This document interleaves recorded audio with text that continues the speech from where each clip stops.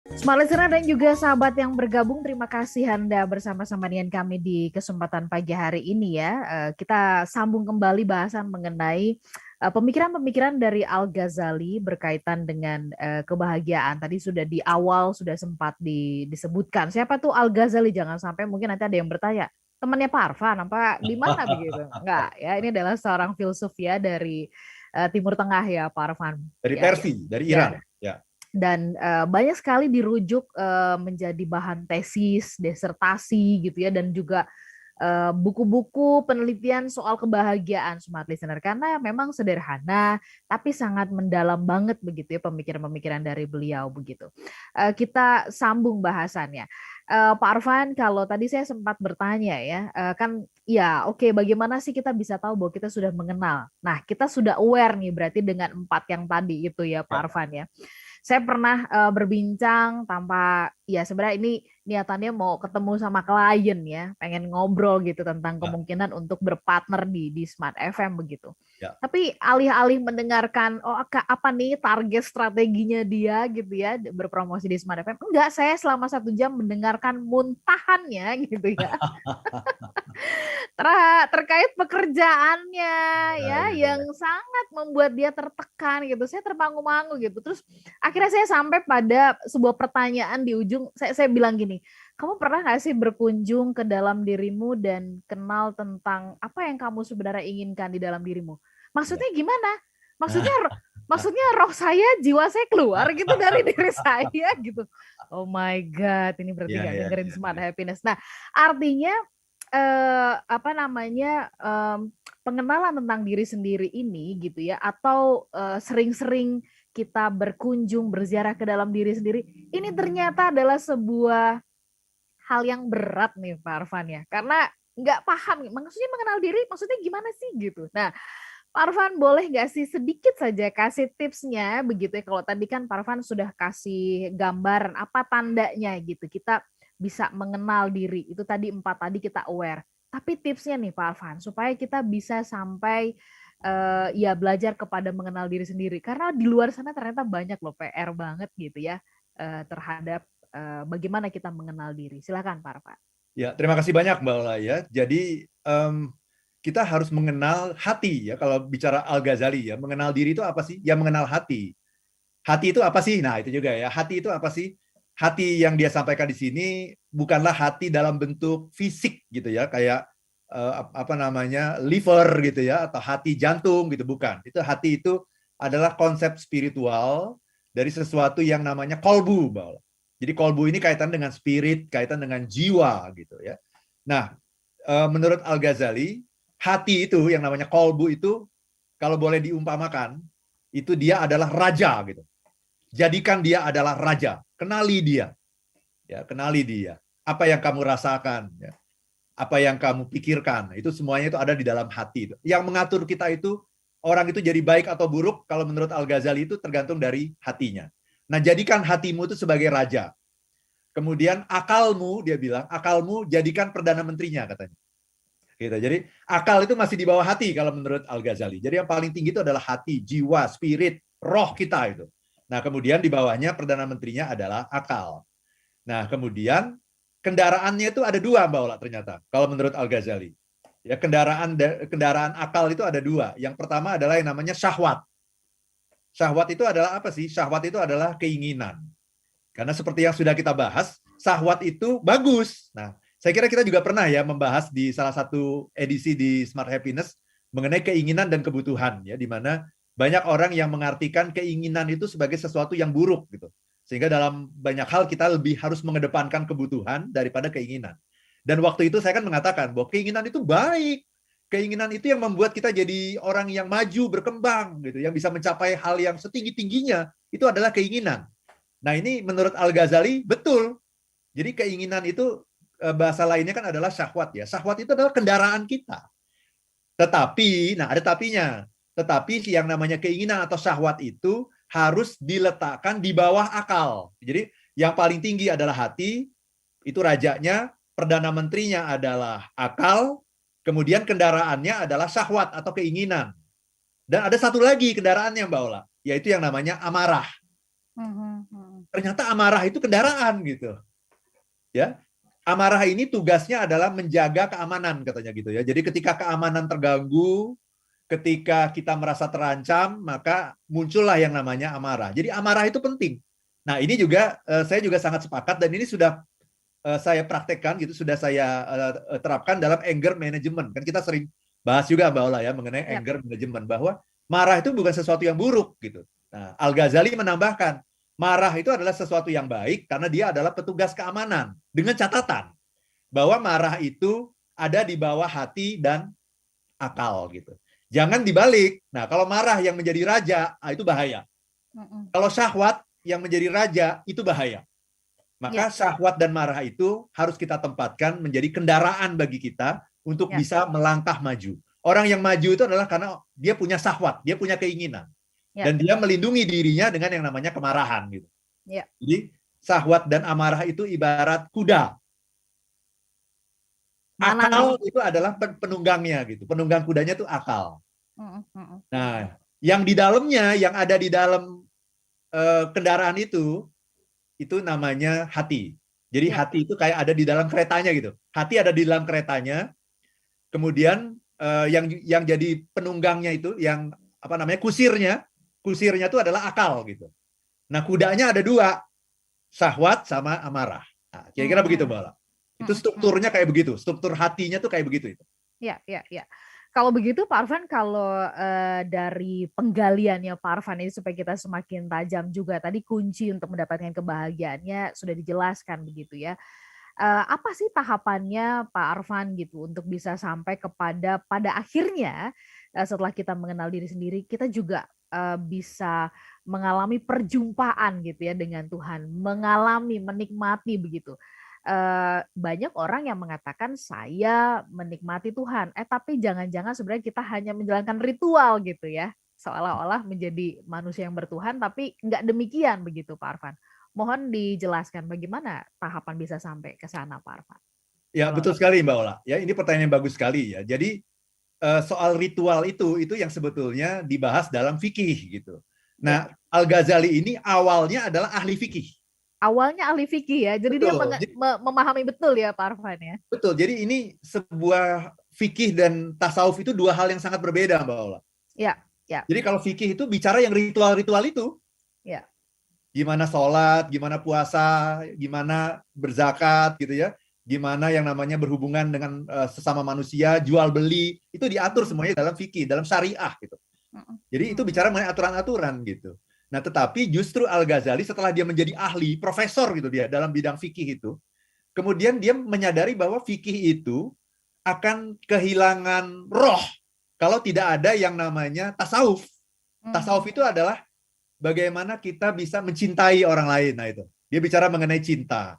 Dia bicara mengenai kasih sayang. Dia bicara mengenai hati. Bagaimana memurnikan hati. Bagaimana melembutkan hati. Jadi, kalau fikih itu lebih merupakan kerangkanya, tasawuf itu adalah dagingnya sebetulnya gitu. Nah, dia akhirnya berubah tuh dari ahli fikih jadi ahli tasawuf. Nah, setelah berubah itu dia udah nggak pernah ngomongin mengenai fikih lagi. Dia ngomongin mengenai tasawuf gitu. Ya. Sehingga nanti kita bisa lihat bahwa pendekatan yang digunakan Al-Ghazali itu bisa masuk juga dengan pendekatan yang digunakan oleh banyak ahli yang beragama yang berbeda gitu. Misalnya nanti kita bisa bahas juga mengenai yang namanya Thomas Aquinas gitu.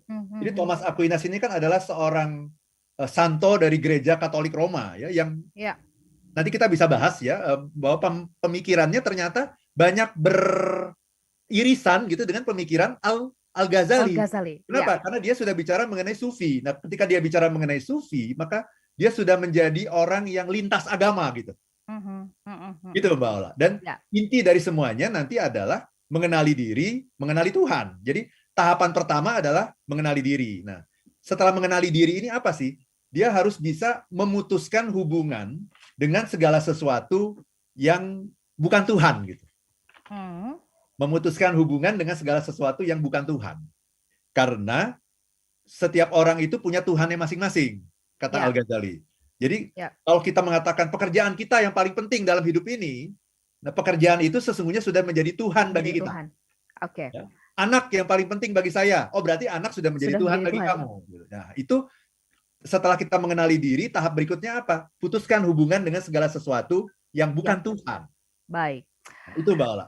Pak Arfan, kita sambung nanti di sesi berikutnya ya, sesi terakhir nih. Ya. Dalam ini sih sebenarnya masih kulit-kulit kalau menurut saya ya. Betul. Tapi oke, nanti di sesi berikutnya kita coba telusuri dari pemikirannya Al-Ghazali, ada nggak sih beliau membuat semacam kayak jenis-jenis macam-macam gitu ya terkait kebahagiaan. Pak Arfan nanti boleh dibantu ya supaya Smart Listener bisa semakin memahami. Kami jelas sesaat, Smart Listener tetap bersama dengan kami.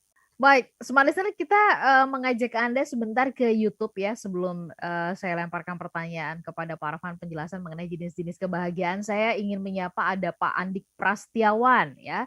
Saya bahagia nih jika setelah jalan pagi Mbak Ola, seger rasanya. Oke. Seger ya. Ada akun Julianti ARH. Kita harus banyak bersyukur nih Pak Arfan ya supaya bahagia, karena bersyukur dapat cobaan, mendapatkan kritik gitu ya, menjadi orang yang lebih baik, bijaksana, lebih dewasa dan matang. Ada Pak Sukimin Suhlian, tiada kebahagiaan tanpa bersyukur, tanpa rasa bersyukur, tanpa rasa sabar, tiada syukur tanpa maaf, marhaban ya Ramadan. Oke. Pak Arfan mungkin ingin sedikit mengomentari dari listener yang sudah berkomentar. Ya, betul sekali ya. Jadi jalan pagi membuat kita segar, endorfinnya mengalir, ya pasti akan lebih bahagia, pasti itu ya. Setuju sekali ya. Bersyukur juga ini adalah kunci dari segala kebahagiaan, itu harus bersyukur. Dan bersyukur itu intinya adalah melihat ke dalam. Karena kita lebih sering melihatnya keluar ya, melihat yang dimiliki oleh orang lain, itu namanya iri. Jadi iri sama bersyukur itu hampir sama Mbak Ola ya. Sama-sama fokus. Bedanya adalah yang namanya bersyukur itu fokus pada apa yang kita miliki, itu bersyukur. Kalau iri fokus pada apa yang dimiliki orang lain. Oke, kita fokus sama yang kita punya aja deh gitu ya Pak Arfan ya. Baik, Pak Arfan, dari pemikirannya Al-Ghazali ada nggak sih gitu ya jenis-jenis kebahagiaan? Kalau ada mungkin boleh secara cepat disebutkan, nanti boleh kita janjian minggu depan kita bahas lebih dalam. Silakan Pak Arfan. Ya. Terima kasih banyak Mbak Ola ya. Al-Ghazali tidak membuat level-level kebahagiaan. Oke. Tidak membuat itu. Dia hanya mengatakan bahwa itu tadi, kalau mau bahagia, nomor satu, kenali dirimu. Kenali itu sifat-sifat itu, ada 4 sifat itu tadi, ya. Sifat binatang, binatang buas, setan, dan malaikat. Nah, kemudian tempatkan, kita bikin struktur. Bayangkan kita sedang naik kereta kuda. Kita adalah penumpangnya. Itu adalah hati. Penumpangnya adalah hati. Kusirnya itu adalah akal. Kudanya ada 2, yang namanya syahwat atau keinginan atau desire, dan satu lagi adalah amarah. Oke, begitu. Itu strukturnya seperti itu yang digambarkan oleh Al-Ghazali. Kemudian tahapannya setelah kita mengenali diri sendiri, maka dia bilang apa? Putuskan hubungan dengan yang bukan Tuhan. Jadi Tuhan itu adalah sesuatu yang paling penting. Apapun itu boleh dilakukan, tapi itu semua ada di bawah Tuhan. Nah, kemudian yang kedua, setelah memutuskan diri dengan segala sesuatu, penyucian hati. Bagaimana kita bisa menyucikan hati kita gitu. Ya, memurnikan niat kita. Ya, minggu lalu kita sudah bahas tuh mengenai yang namanya niat. Ya, bagaimana kita bisa memurnikan niat kita. Nah, yang ketiga adalah pengabdian kepada Tuhan. Pengabdian kepada Tuhan. Nah, pengabdian kepada Tuhan itu caranya melalui cara-cara sufi. Yaitu apa? Cara-cara sufi itu adalah mengalami, Mbak Ola. Experience. Mengalami. Tidak ada yang lebih indah daripada mengalami gitu. Tidak ada yang bisa mengatakan mengenai kalau saya bilang gula itu manis gitu. Itu tidak akan mungkin bisa dipahami oleh orang yang belum pernah mencicipi gula.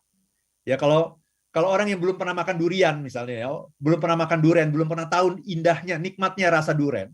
Mau dijelasin kayak apapun dia nggak akan ngerti mengenai yang namanya durian seperti apa. Nah, karena itu yang namanya tasawuf itu adalah apa? Tasawuf itu adalah experience. Bagaimana kita mengalami kedekatan dengan Tuhan sampai nanti ujungnya adalah merasakan kehadiran Tuhan, Mbak Ola.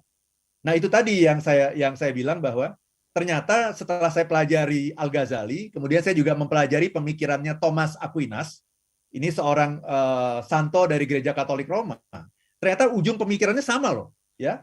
Jadi Aquinas seperti halnya Ghazali, dia meyakini, dia bilang begini, bahwa bentuk tertinggi dari kebahagiaan adalah pertemuan langsung dengan Tuhan. Nah, ini yang menarik nih. Pertemuan langsung dengan Tuhan dan kepuasan yang muncul dari menatap wajahnya. Nah, ternyata apa yang dikatakan oleh Thomas Aquinas itu sama sejalan dan sebangun dengan apa yang diungkapkan oleh Al-Ghazali juga. Dan mereka itu hanya hidup berbeda 100 tahun, Mbak Ola. Ya, jadi Al-Ghazali juga mengatakan hal yang sama, bahwa kebahagiaan tertinggi adalah ketika kita bisa bertemu dengan Tuhan, dan kepuasan yang luar biasa ketika kita bisa menatap langsung wajahnya. Nah, kira-kira begitu.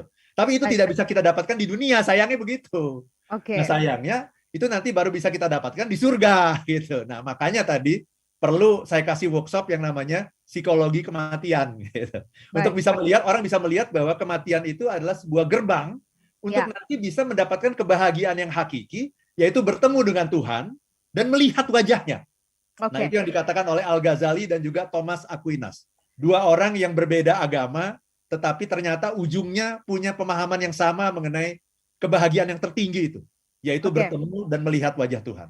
Itu, Mbak. Pak Arfan berhenti sampai di sini, di titik ini begitu. Tetapi ini menimbulkan ada pertanyaan besar yang akhirnya orang menganggap bahwa kalau gitu, kalau kebahagiaan yang hakiki itu adalah ketika saya bertemu dengan Tuhan, artinya dalam pengertian bukan di dunia gitu ya, tapi berkaitan dengan akhirat. Masa ya saya harus minta mati sekarang gitu ya. Itu yang kayaknya banyak disalahartikan nih, yang orang akhirnya melakukan hal-hal yang menyelesaikan hidupnya sekarang begitu. Pak Arfan, mohon maaf ini menggantung, tapi nggak apa-apa ya. Kita apa-apa, biar mikir ya. Ya, kita akan janjian lagi untuk membahas ini lebih lanjut ya. Tapi setidaknya sampai di titik ini, Smart Listener, semoga kita bisa mendapatkan insight. Ada mengulik gitu ya nurani kita untuk memikirkan ulang tentang konsep kebahagiaan yang selama ini kita miliki begitu. Sehat-sehat untuk Anda semuanya. Selamat menjalankan ibadah puasa bagi Anda yang menjalankannya hari ini. Begitu juga dengan Pak Arfan ya. Terima kasih Kita banyak, Mbak. janjian lagi pekan depan. Smart Listener, program ini juga kami cacah menjadi sajian yang lebih ringan juga di dalam podcast yang bisa Anda dengarkan melalui Spotify ya untuk Smart Happiness. So, kami pamit. Sehat-sehat untuk Anda semuanya. Saya Lana Nurlija. Dan saya Arfan Pradiansyah. If you're not be happy, be happy. be happy No. now.